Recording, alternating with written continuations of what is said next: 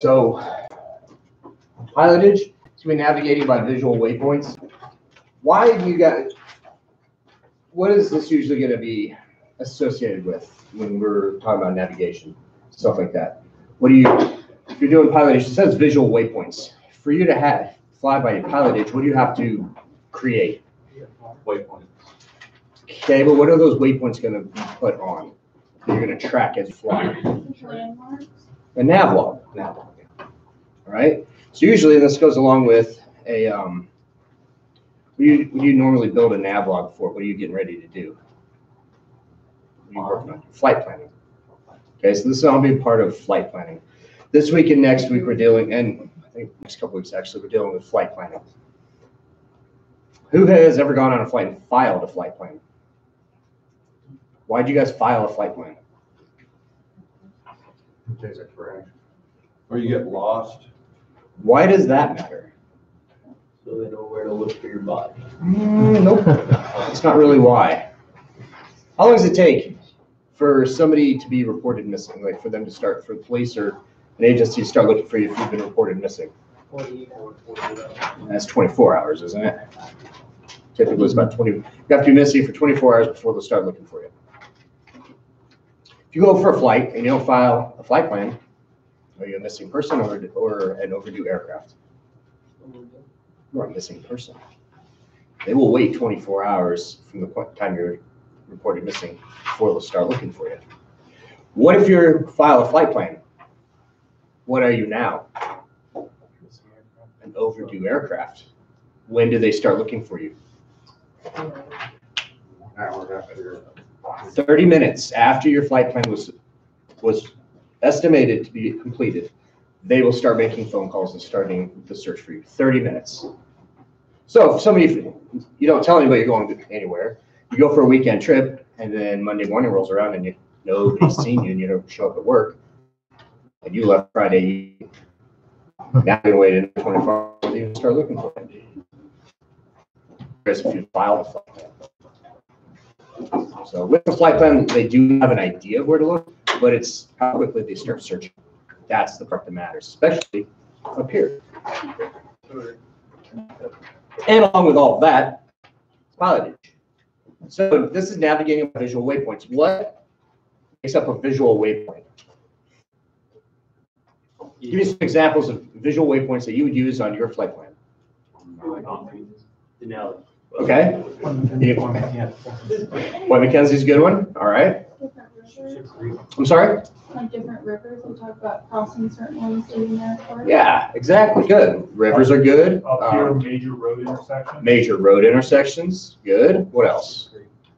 Ship Creek. Yeah, creeks are good. As long as you know what you're looking for. Think outside of the Anchorage area though, because Ship Creek is like right there, and then you're gone. On the charts, they always have, a little flag with the Yeah. point. That is a Major geographic. reporting point. Twin Islands Lake is one of them. West High is one here coming in to report. I'm over West High. Usually when you're calling somebody up, Twin Islands Lake is out there, Point Mackenzie, Point No Name. Those are points that you can reference.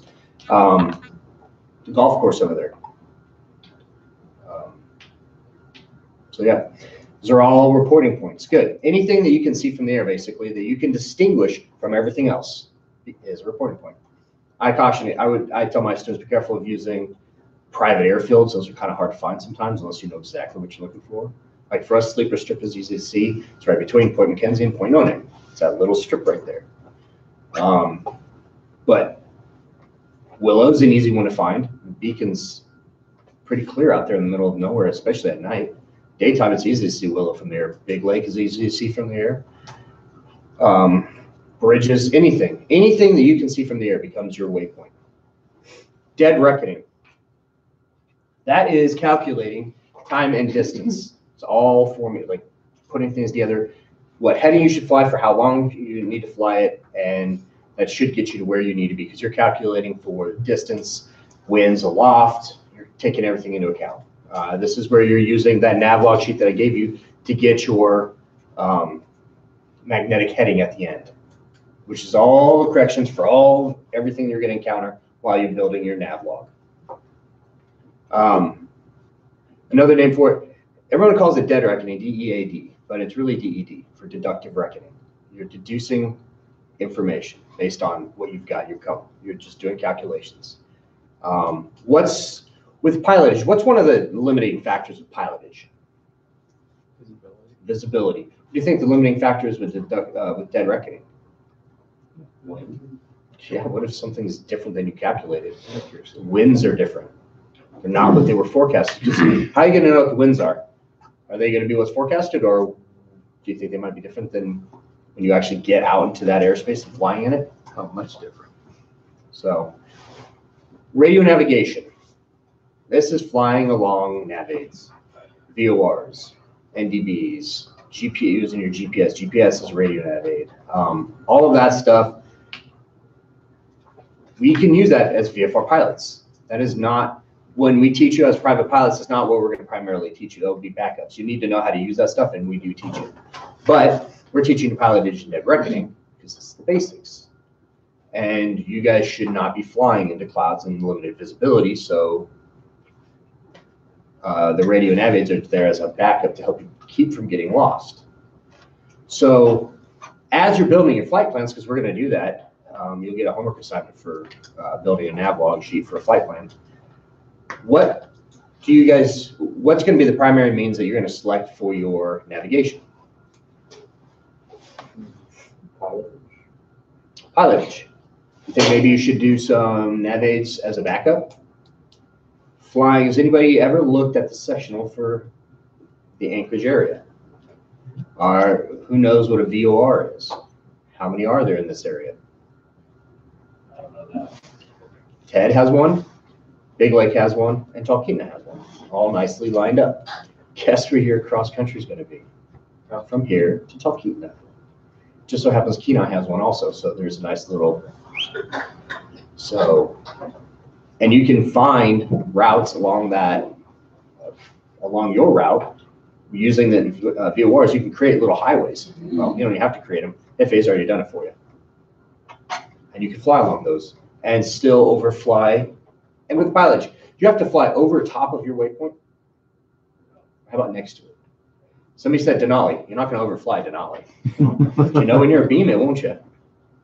So, all right. Inertial navigation. This is using accelerometers and things like that.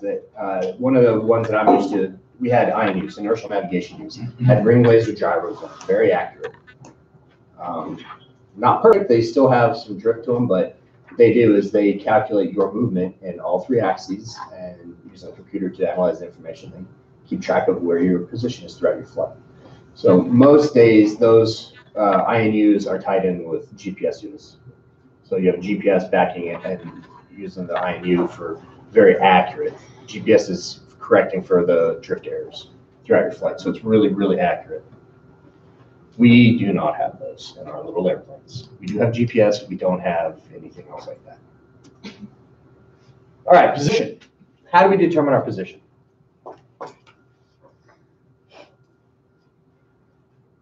Say we're up there flying around and you get lost, but you know how to use a VOR. How do you determine your position?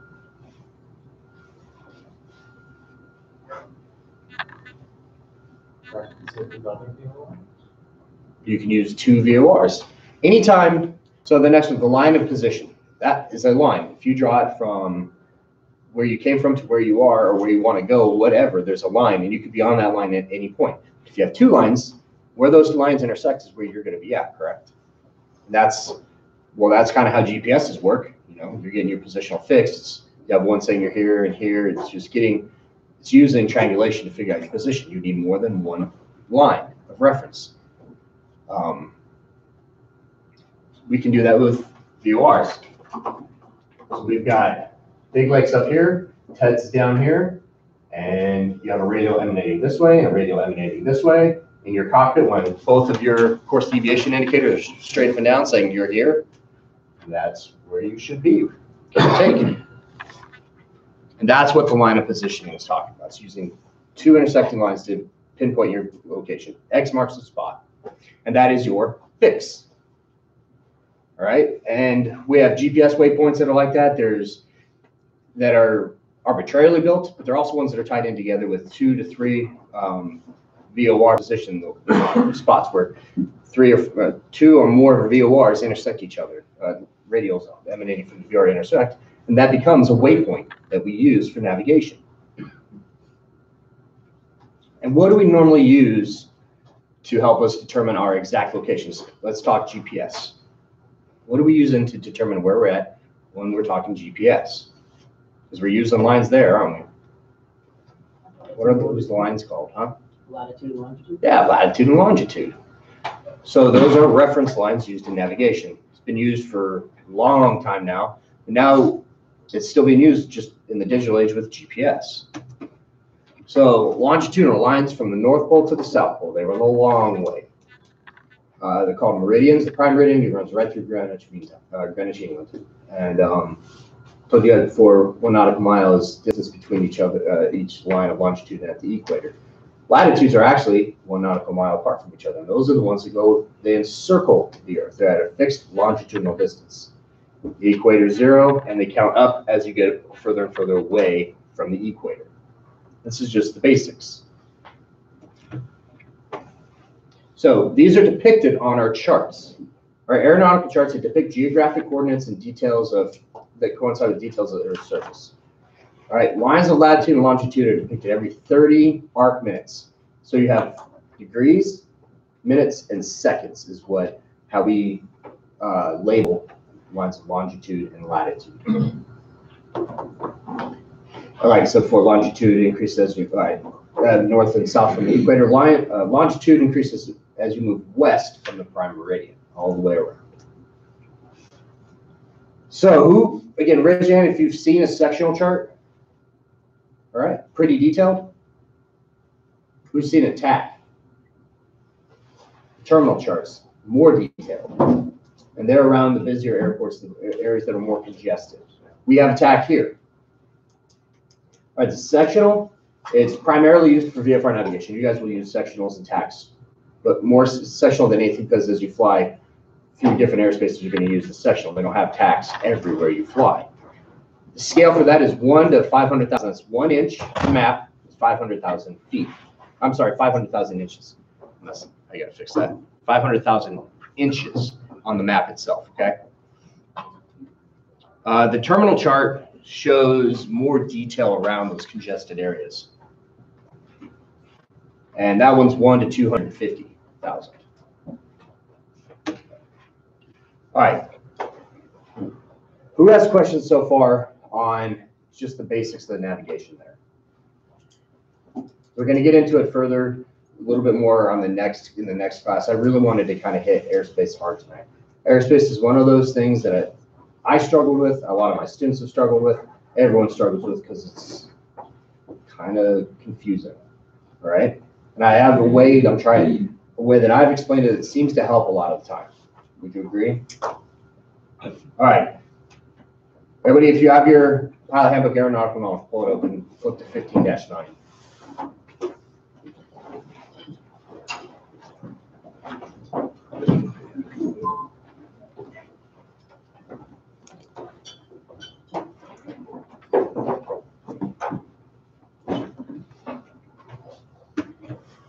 All right, class Alpha, it's not class A, Alpha airspace, okay? Alpha Bravo Charlie Delta Echo Golf. That is 18,000 MSL up to 60,000 MSL.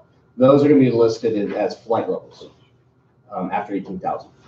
This is not depicted on any aeronautical charts anywhere.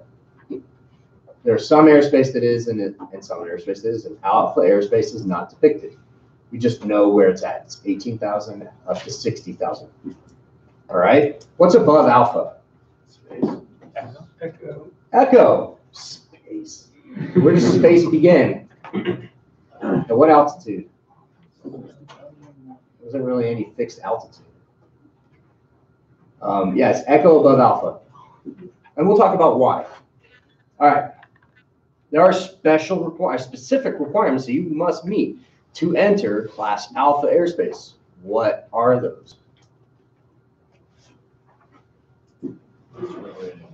You must have an instrument rating. What else? IFR equipped. You must have an IFR equipped and capable airplane. It must be, all the inspections, everything must be current on it.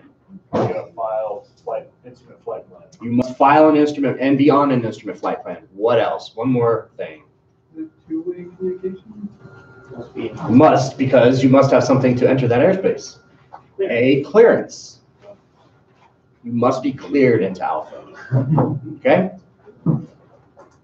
So, that is not an area that any of us are ever going to have to worry about anytime soon. Well, you guys won't have to worry about anytime soon. Class Bravo. This is one that you won't have to deal with up here. But if you do fly anywhere in the lower 48, you might come up against it. I flew underneath the Bravo and at Denver. And so that was interesting because I had flown up here under the Charlie at TED. Had always been kind of nervous about Bravos. Really no big deal. It's just another airspace.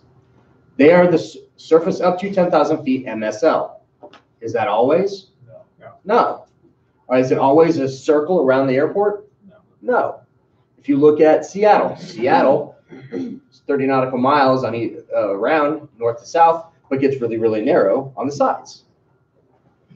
Bravo, most airspaces are kind of just set up, they meet the needs of that airport.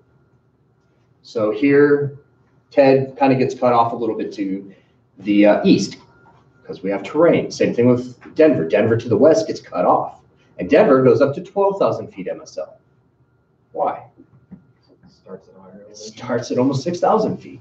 So they want to try to give you enough airspace. There are some airports that only go up to 8,000 feet because they start at sea level. So it depends on where you're at. For any of these, yes, sir.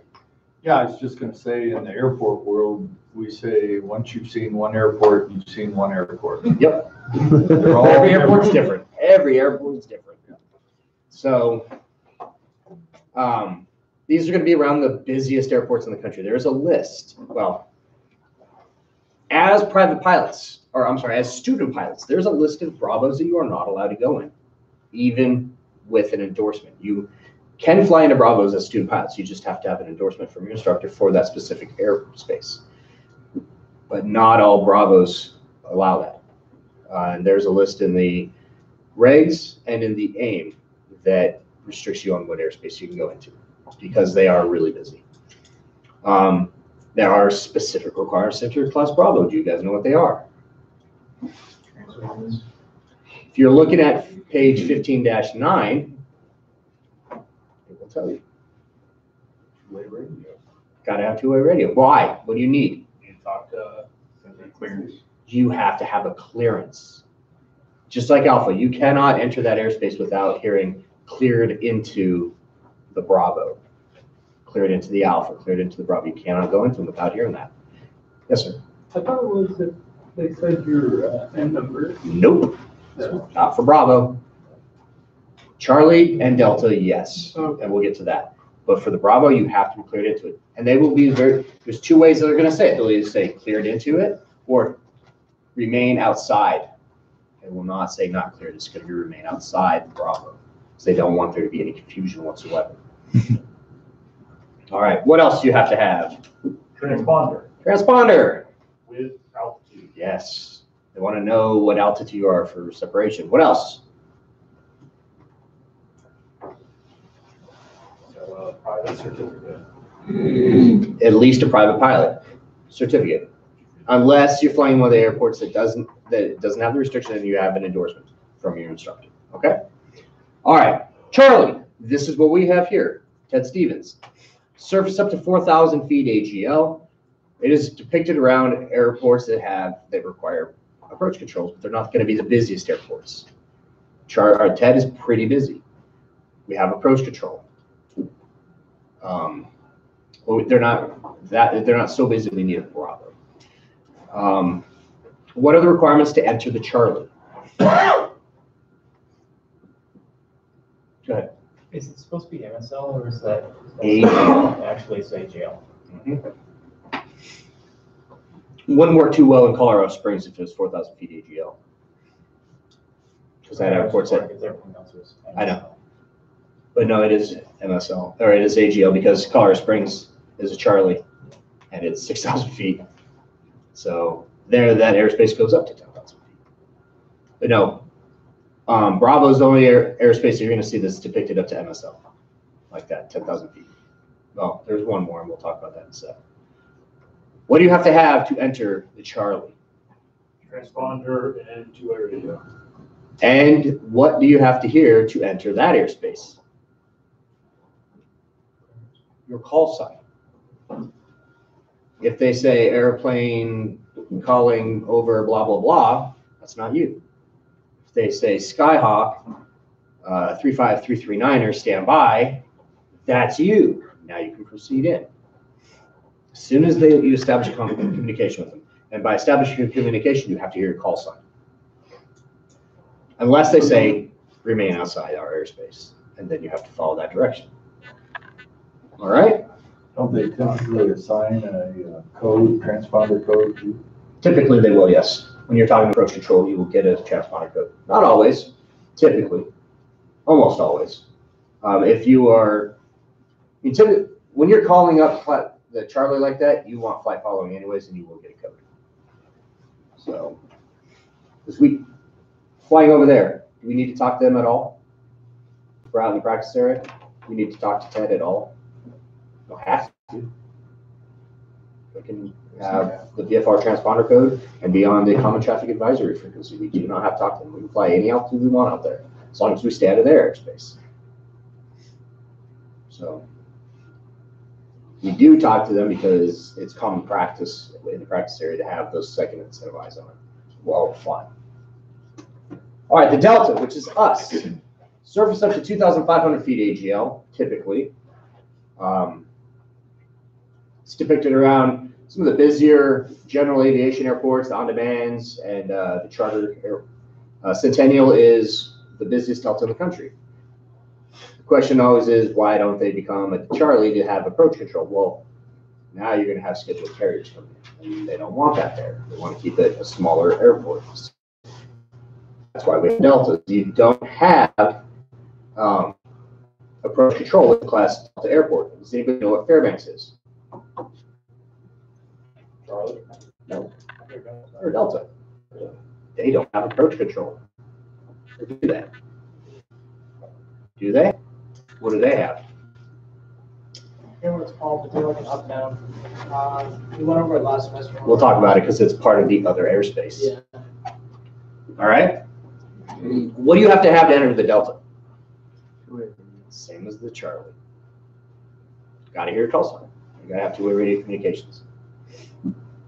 I don't really understand the differences between the classes. Like, Well, like you can go from 0 to 4,000 or 0 to 2,500. How do you 0 to 10,000? How do you determine which one is which? What's the difference between them? well, the requirements to enter them, the layout of them, and I've been putting on there the usual reasons why those airports are that way. Ted's, Charlie, because it's busier, we need the approach control. More coordination as you come in. Because you talk to approach before you talk to tower. So. But it'll show that on the maps, on the chart. It does not. The sectionals. No. It's not going to show you that. That's going to be in the airport description in the chart supplement, where it's going to discuss that stuff. Give you the frequencies for the different approach controls you might be talking to. Because you have north, south, east, and west typically approach controls, approach and departure. So that's where reading about your airport before you go on a flight. You're doing your due diligence per 91-103 in the regs, the pre-flight action. So you're learning about what it is before you go into it. That's where all this comes down. Right now, we're talking to just basics on it. We're going to talk about the actual how it's depicted, how you know what it is here in a second. The picture on 15-2 does a really, really good job of depicting the airspaces and how they work. And my description in this will help clarify that. All right, Echo, Class Echo. That's from the surface up to, but not including the overlying airspace. There's no real set boundaries to that other than how high can it go? What's the first area that's going to stop that? Up to, but not including 18,000 feet. That's alpha. That's why I started with alpha. And then above alpha, up to whatever. There are no requirements to enter this airspace. And then you have class Golf, surface up to but not including the overlying airspace. What's going to be the overlying airspace of Golf? Echo. And there are no requirements under that airspace. So Golf and Echo are very similar. And we're going to break these down a little bit more. Alpha, Bravo, Charlie, and Delta are the ones that no one has an issue with typically. They're pretty simple. Echo and Golf especially confuses a lot of people. They have different weather minimums. Golf has 5 different weather minimums. Echo has 2. So, and we will talk about that more. I will break that down for you guys in a way that hopefully makes better sense. All right. So how do you know what it looks like on a chart? Bravo is a solid blue line. There's going to be rings around the airport. And those rings, the airspace, the way it's depicted is a solid blue line. Magenta's, class Charlie is a solid magenta. Delta's a dash blue. Class Echo is a dash magenta. Do you notice that? Solid, solid, dash, dash. Blue, magenta, blue, magenta. It's really easily broken down for you, okay? Like I said, Golf gets weird. That's why I didn't list, that's why it's not up there yet. All right. We're going to talk about some airspace around here real quick before we move on to Golf, okay? Could you back up the last slide for a second? Yeah, just a second. Let me pop this up real quick.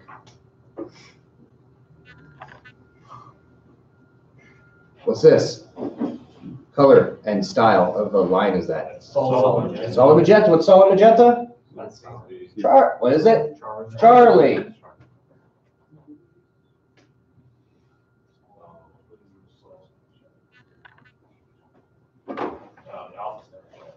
Yeah, alpha's not depicted. Okay.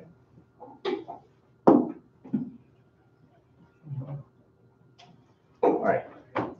We're gonna play around on the map for a little bit, talk about some airspaces, okay? Kind of convoluted, isn't this? Right now what you're seeing is the TAC depiction. This is the terminal chart, okay? Dash blue. See that where I'm tracing it? This is our airspace. There is no ring around it, is it? It's not a nice, beautiful circle, is it? Because it is tailored to our airspace. What's our altitude go up to? Well, it's right here. This is the altitude depiction for our airspace. What does that mean? 2,500 feet.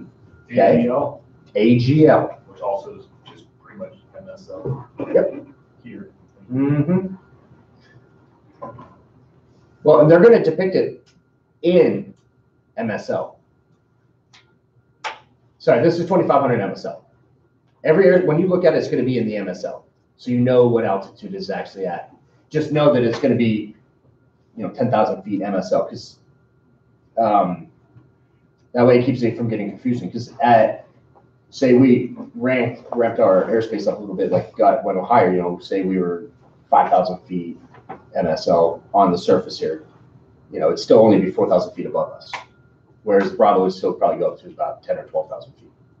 So yeah, any airspace you see is going to be depicted in MSL. And I'll even show. So here, towers, okay? Here's your MSL, here's your AGL in parentheses.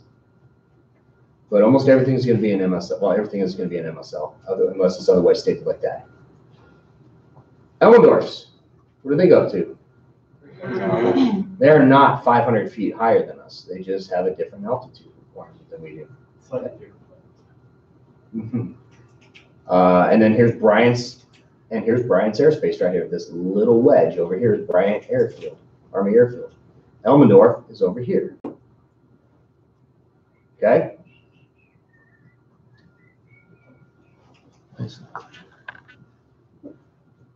What's this one? What airspace? Delta. Echo. Blue, magenta, blue, magenta. Okay? This is a dash magenta. This is Echo. Talkeetna is an Echo. All right. What about Kenai? It's Kenai.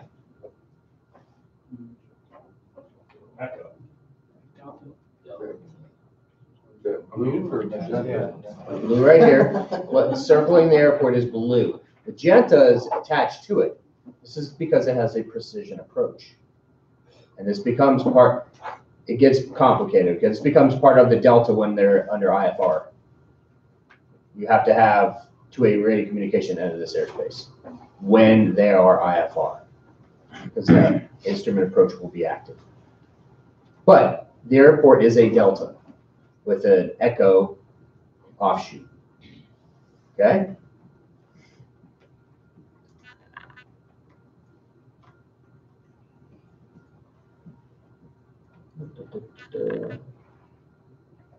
What is that? That's a Bravo. Now, be careful. Don't get confused by this. You see this magenta line here? Yes. This is called a Mode C veil. It's listed, Mode C, okay? Mode C veils are around the Bravos. What is that? Means that to operate underneath that airspace, even if you're not in the Bravo, you still have to have a Mode C transponder with altitude recording capabilities to even operate under the Bravo. So when an airspace surrounds an airport, that's the minimum required height, or what does that mean? So, Hey, I have no idea what this means. I actually don't get it. We're gonna go back to the night route because that's better. It's not confusing, it's fun. All right. So if you guys see up here, got a bunch of different little rings around it, don't we? Yep. And it can be very confusing. All you really have to do is just follow the lines and find out where you're operating. So this is going to be the primary area in here, okay? What's the altitude? Surface up to 11,000 feet. All right, this area is surface to 11,000 feet. How about, let's see here, this little area in here?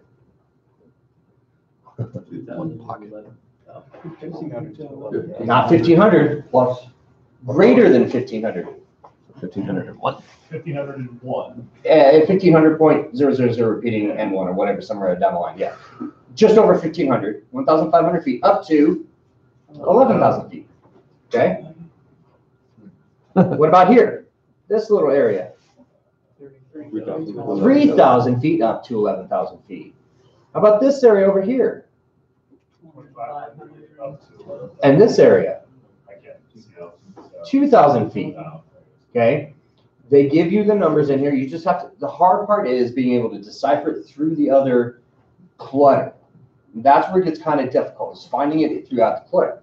But they will give you it multiple times. Look, here's 4,000 to 10,000 over here, 4,000 to 11. Wow. Okay, so it's broken off around here. Here's the break. Yeah, so this little wedge here actually stops at 10,000. But this one's 4,000 to 11. Here's 4,000 to 10 again. 6 to 11, 5 to 11. So it's broken down in there. What's this airspace right here? Fort Worth. Delta. What about this really wacky airspace right here? It's another Delta. Imagine trying to fly in these areas. Where is this? This is Dallas Fort Worth. Guess who's not allowed to fly here? Student pilots with an endorsement. This is one of those airports that you have to at least have a private pilot certificate to fly into. They don't even want to mess with that. Yeah, it is too busy to deal with student pilots. But you'll see there's airspace underneath the airspace, okay? All right, so that's Bravo. You've seen the Charlie. You've seen Delta. You've seen Echo. We're going to come back up to Alaska. We'll talk about some golf now, okay? Who's really lost? Okay, what is it that you're lost on? What is airspace? Airspace is to try to separate different kinds of traffic. Okay, why is there multiple types within one? What do I do when I see airspace as a pipe? Because- What does that mean? Ted Stevens has enough going on. They don't want you in their way unless they're talking to you. Right, so big circle around the airport. Mhm. I have to be in that airspace before I can even go within that area? What does that mean? No, you cannot go into that airspace until you're talking to the controlling entity. So approach control. You have to be talking to approach control before you go into the Charlie. When you're here, with the moment you fire up that airplane here, before you taxi to a runway, you have to contact ground. Merrill ground. So you're already immediately, you're in this airspace, you have to talk to Merrill ground before you can do anything, because you can't just move around on your own. We are a towered airport in controlled airspace. You have to have a clearance to take off. You have to have clearance to come back in. You have to have all these clearances to be able to operate in these different airspaces, because these are ones that are controlled by a tower. Echo and Golf, though, you don't. That's why when we were going through the slide, what are the requirements? Two-way radio communication. You have to have the clearance to get into the Bravos, clearance to get into the Alphas. It's to separate traffic. Right, and I understood the differences between Right. them, but I don't understand the overlying thing of what, that's what I was saying, was like, okay, that's great that there's differences between them, but what do I need to know about the concept in general, you know what I mean? You need to know who you need to talk to and what you're allowed to do, because you can't just arbitrarily fire up an airplane and go have fun, can you? Right. You have to know who you're talking to. Command and control around congested and busy airports. Well, and just to have an idea of what you're actually doing. And this is all part of the process of becoming a private pilot, is understanding how the national airspace system works. And that's what all this is. It's controlling aircraft and where they're going, and well, not where they're going, but how they're operating and how they're getting there. Keeping airplanes away from each other so that we don't have metal on metal contact. We don't want that. So, and it can get very confusing, because we become an Echo after dark, after the tower closes. Our tower is not 24 hours a day, 7 days a week. At that point, we become a non-towered airport, and we have to make our own radio calls. But you don't have to have clearance anymore to get in here. Sir? Yeah, so one of the unique things is over here also is the Lake Hood segment. Yep. Which shares a boundary. It's right here. with C, and also shares a boundary with the Merrill segment. And so you gotta know where the hell you are exactly. Remember when I told you guys about the chart supplement? Finding those two sections of pages? Yes, ma'am. It's just, what happens when you run into a restricted thing? There, it's at the top. You see We'll talk about that. That's coming. Okay. All right. You guys look at the chart supplement for here. The chart supplement goes with this, helps explain the airspace. You've got the Merrill, the Lake Hood, the Seward, the Ted, and the Elmendorf, the Bryant, all those different segments. It's broken down much clearer in there. It gives you the altitudes and the way the altitudes are all stacked up to each other, and then the airspace is looking down. That helps clarify the mess that you look at on the section. So you know which segment you're in, where the marks are. Because here's McKenzie, that's Point McKenzie right there. That's Point No Name right there. To Ship Creek and Westchester Lagoon, okay? Those are our lateral boundaries. That is how that's our little corridor to get to this big old area out here, which is the practice area. And you'll notice this little wedge right here. What are the restrictions? What's the airspace for the Delta here? What altitudes? 1400. Yeah. What are we supposed to cross the channel at? 22 to 25. When you cross, we're never in their airspace. Because what does it actually go up to typically? 4,100 feet. Well, if you're crossing at 22 to 25, you're definitely going to be in their airspace. But they restricted their airspace out here for us. So we don't have to talk to them if we don't want to. That's it. Okay? Then once you get out here, you're on your own. And we'll talk about this because there's a vignette in Wild West. These little shaded areas are vignettes.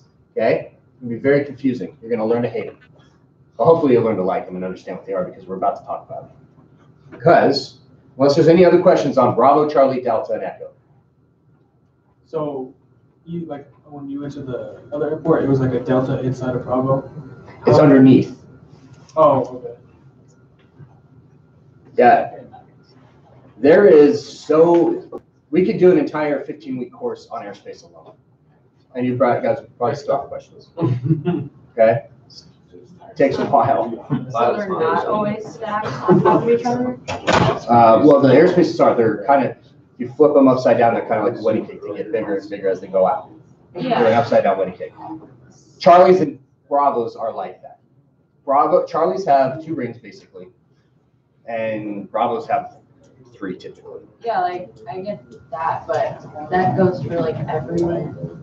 Usually, no, the rest of them, like Deltas are just a cylinder typically. They don't branch out further. They just go, there's that one airspace, that's it. However So, it's like, shaped. by, like, airport. Well, us. You look here. This is our airspace right here. It's not a ring at all. It's just this little wet, weirdly shaped oblate type airspace. That's ours. And it goes from the surface up to 2,500 feet, and that's it. And then does another one start, or like? Yes, you're always in some kind of airspace. Okay, yeah. that's what I'm Echo fills everything in, okay? In the gaps. Echo is the airspace.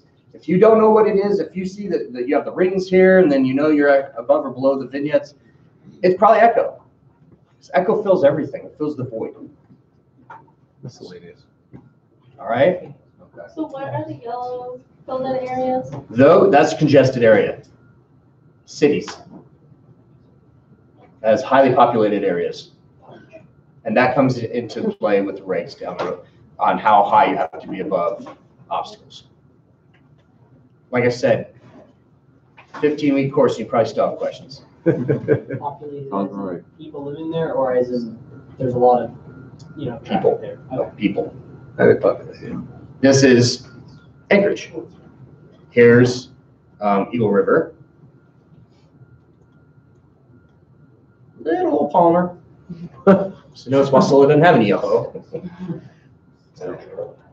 So would you use dead reckoning, or would you use dead reckoning in conjunction with this map? Yes. Well, pilotage and dead reckoning. Because you're going to use this to mark your waypoints, determine what you want to use. So say we're taking off out of here. Right here is Sleeper Strip. And my next waypoint will probably be Big Lake.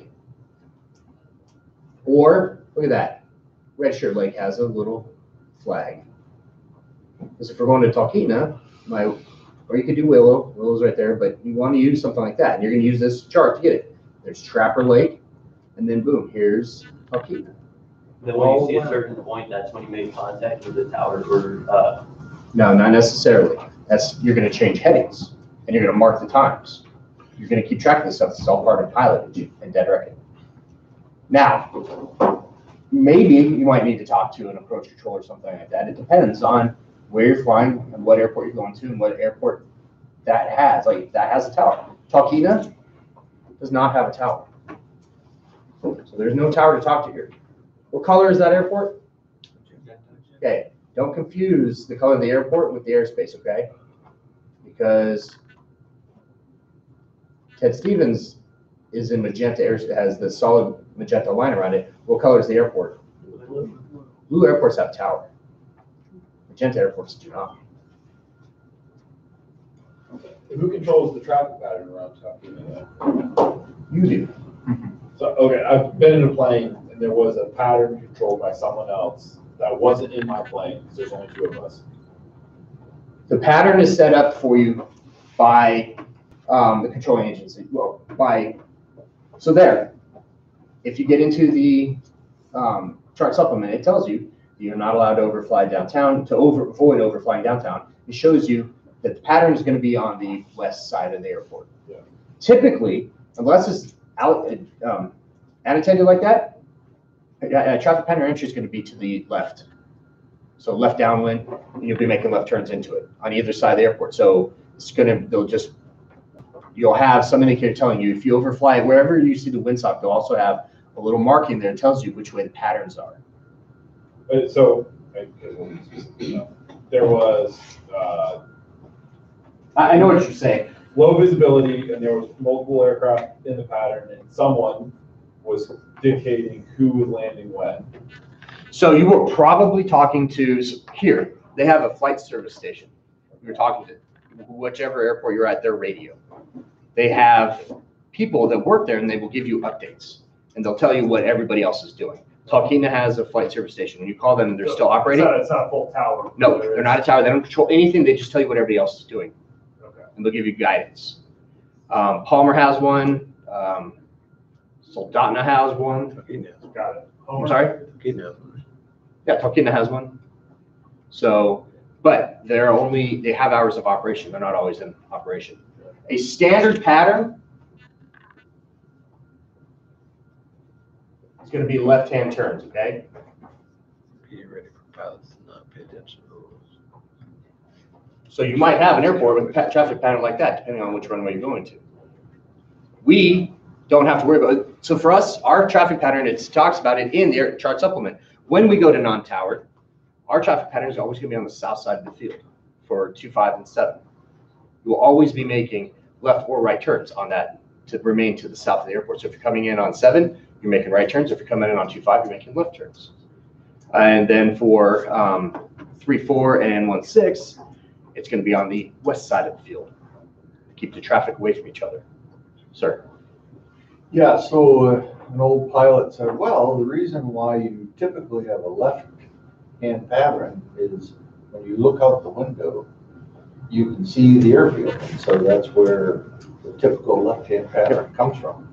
Pilot's on the left side. Keeps their airport. I was like, invisible. oh, I see. That's why we pass each other on the right. They'll be off to your left where you are closest. So, all right. Any other questions on Bravo, Charlie, Delta, and Echo before we move on to the mess that is golf? Yes. Restricted. We're not. Bravo, Charlie, Delta, or Echo. That's not restricted. Restricted's not in there. It's in the list, I promise you. If we can get to it, 15 minutes. All right. So if you fly, like, over sleeper strip, I think it said 1900, 1400, right? So if you fly above that, are you not in that airspace? We're not in that airspace. Okay, so we could just fly over that. It's not- Correct. Okay. Okay. All right. Gonna get back to the presentation because golf is confusing and they flip things, okay? So you have a magenta vignette. You have soft and hard side, okay? And I will show you what these look like so you know what I'm talking about when I say it. Soft side, you notice golf's not mentioned here. It's class Echo starts at 700 feet AGL, okay? What's below that? Golf. Surface up to, but not including 700 feet on the soft side of the vignette, okay? On the hard side, Echo starts at 1,200 feet AGL. What's below that? Golf, okay? So we're still talking about Echo. Golf is not depicted. There's no depiction whatsoever. It is inferred based on Echo. All right, so that's the magenta. See how they deviated? It was blue, magenta, blue, magenta. Now it's magenta. Guess what comes next? Blue. They flipped it on us for golf. So just to be nice and confusing. All right. The soft side. Echo starts at 1200 AGL. Guess what? The hard side of the magenta vignette matches up with the soft side of the blue vignette. So the airspaces are the same, aren't they? Echo starts at 1200 AGL. Okay?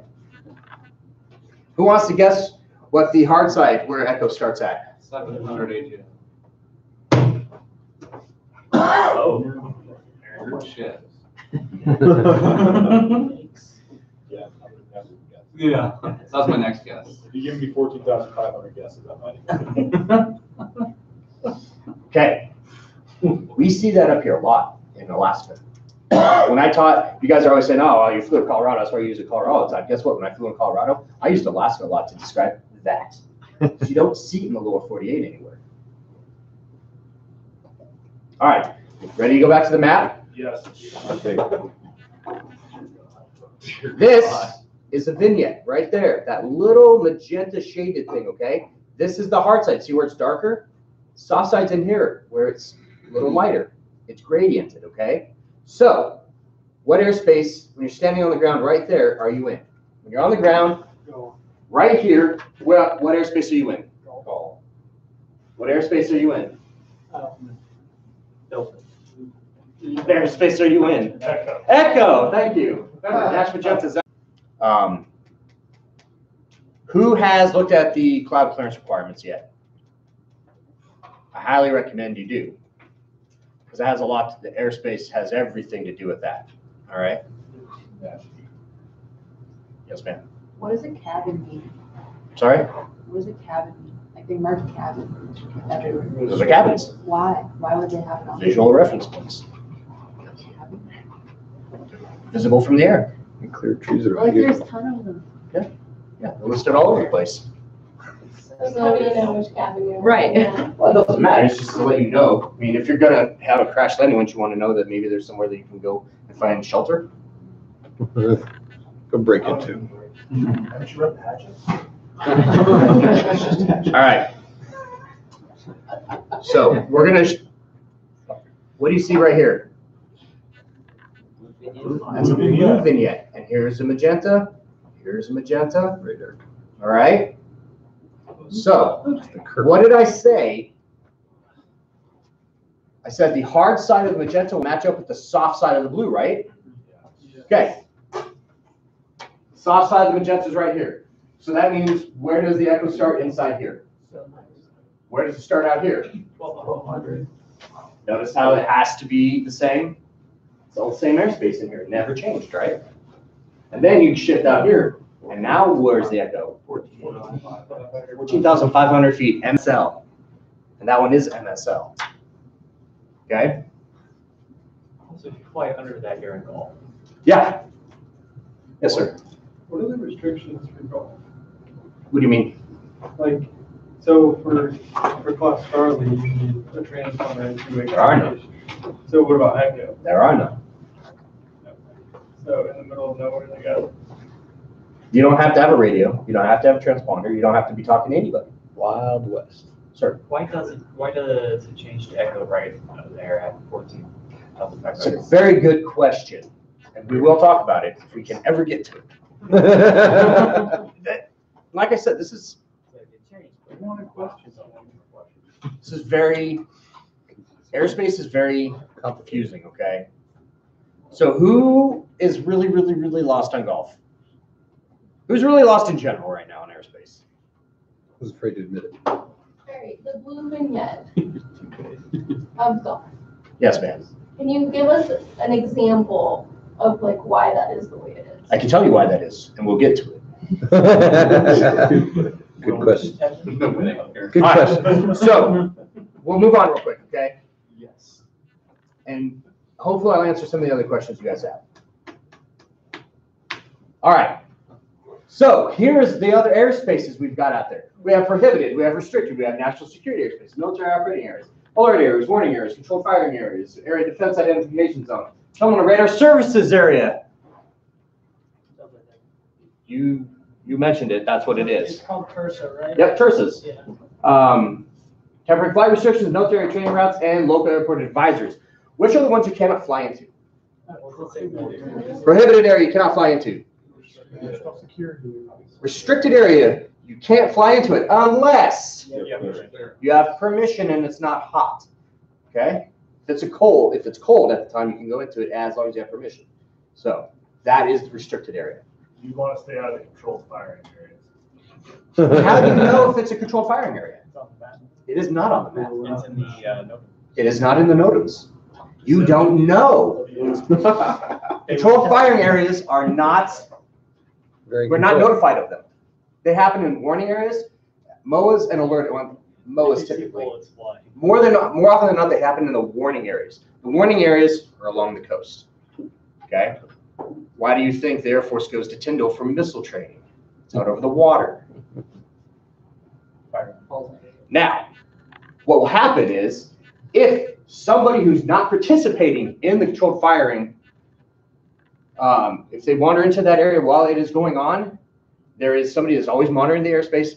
They suspend operations until that airplane or the air helicopter or whatever it is gets out of that area. And then they'll resume. Ryan Airfield restricted.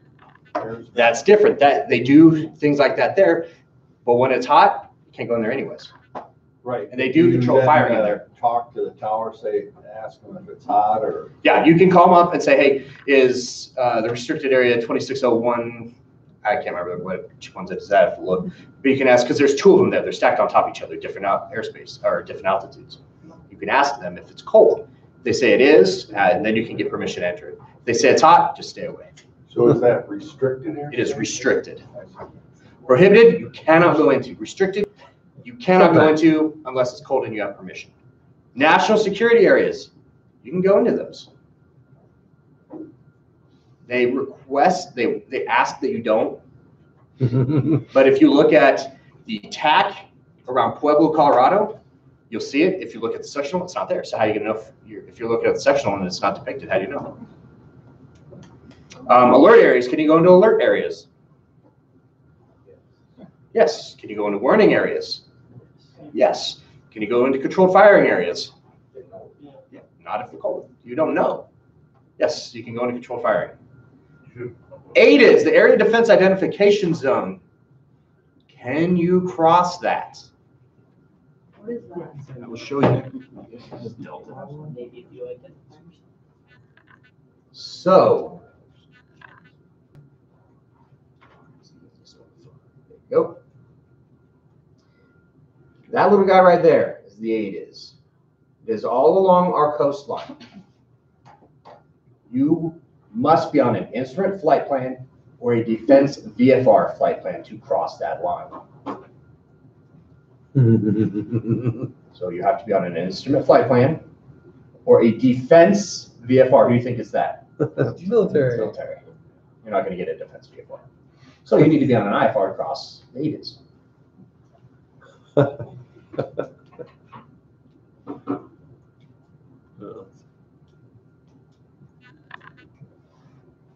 Another ADIZ. It's all over the place, all along our coasts and our borders between other countries.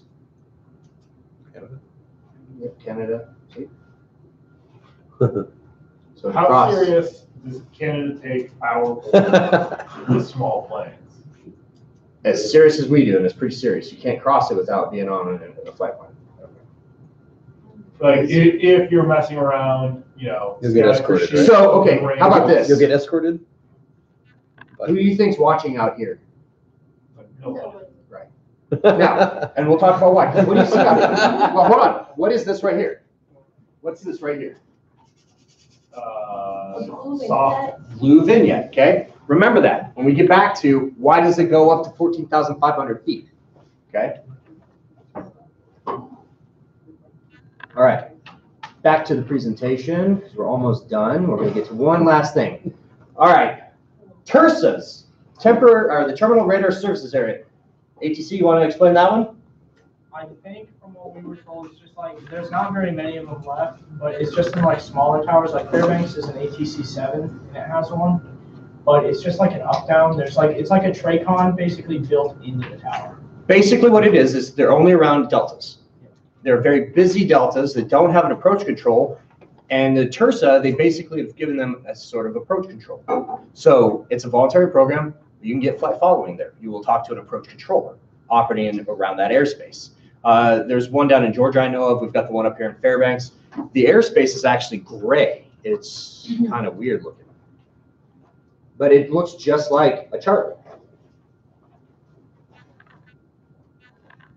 Here you go. There is your TERSA. And it even tells you right there, Fairbanks TERSA. And it's right here. And you'll see there's another ring right here because they've got airspace limitations on it. And it's all done in blacks and grays to let you know that it's a TERSA. That is just flight following you can get. You don't have to talk to them in that area, but they will provide you with traffic updates.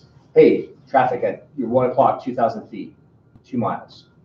You know, who to look out for, just like you'd get at a Charlie or Bravo.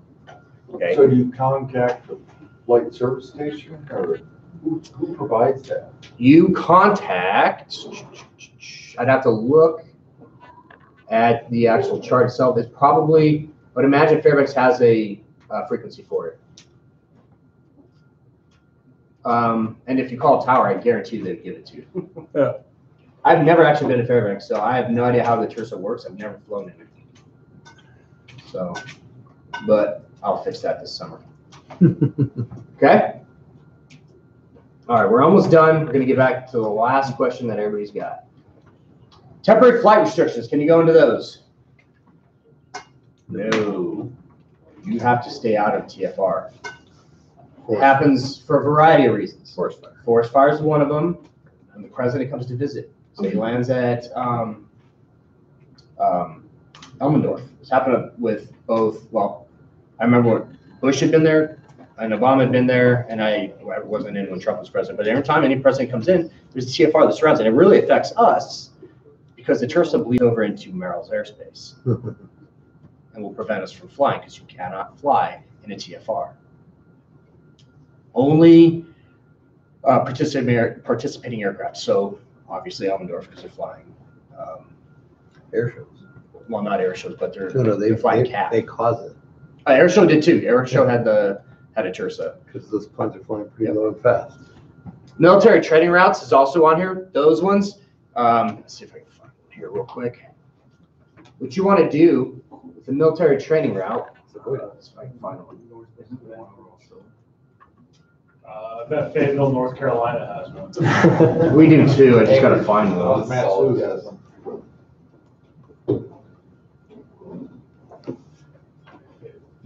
Those are right.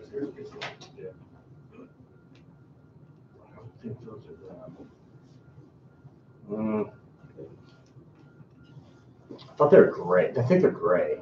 Maybe we don't have it here. You said where? Fayetteville, North Carolina. The coasters. Does this look right? Goodness. Sure. That was all wrong.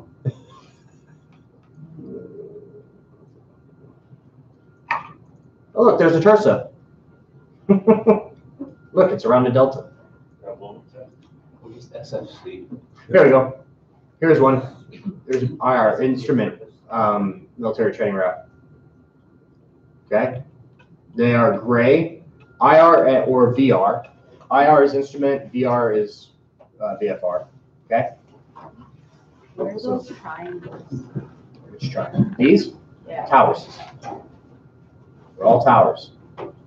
That is a taller tower. Okay. All right. And local airport advisors. All right. Last page before you guys go. What is the difference between controlled and uncontrolled airspace? Nope. Because Echo is controlled airspace, but that doesn't have a tower. Nope. Label? No. That's rules. All airspace has rules. Radar control. The difference, Echo and Golf, how different are they? They're almost identical, right? You don't have any of, really, it's weather minimums, so your cloud clearance is a little tighter in Echo than they are in Golf. But the requirements, you don't have to have two-way radio communication. You don't have to have a transponder. You have to be communicating with anybody in either one of them. The difference is IFR traffic has radar services provided to them in Echo airspace. Golf, no one gets radar services provided. Why? Because they can't see you. 14,500 for Echo. Yeah, because what is radar? LOS. What's LOS? Line of sight. Do you notice how there's this nice little ring here? Yes. Out here, they can't see you anymore. You're beyond the curvature. They won't pick you up reliably, and they can't provide you with traffic avoidance. They cannot tell you, hey, you have traffic, turn to this heading. They don't see you. So when we're talking controlled and uncontrolled airspace, that is radar control. They can see you or they can't see you. We'll be operating on the practice area at 700 feet. If I'm around 700 feet, or there's a helicopter at 500 feet, guess what? I never hear it from approach. They don't see him. You don't see him. They're too low. Yes, ma'am. Can you put up the PowerPoints that you said? Yes, I. Got it. All right. So, How do you guys feel about aerospace right now? Better. Yeah, it's not good. It is very confusing. The PHAC, the Pilot Handbook Aeronautical Knowledge, Chapter 15 is very good. If you look at that first page, it's page 2 on there. It shows you, the 14,500 is on there. It shows you the surface on up, everything. It shows it all to you. It explains it to you. All right? So review that chapter because we're going to talk about that more on Thursday. And I promise you, before the end of the semester, those PowerPoints will be up. They will be up. You're gonna do it tonight, right? Maybe. Not fun. Hey, did everybody sign in? That was your Flightline voice. Was. I know. That's the NCO voice right there. Yeah. I was gonna see, I wasn't able to come on Thursday. Do I get the movie? He will.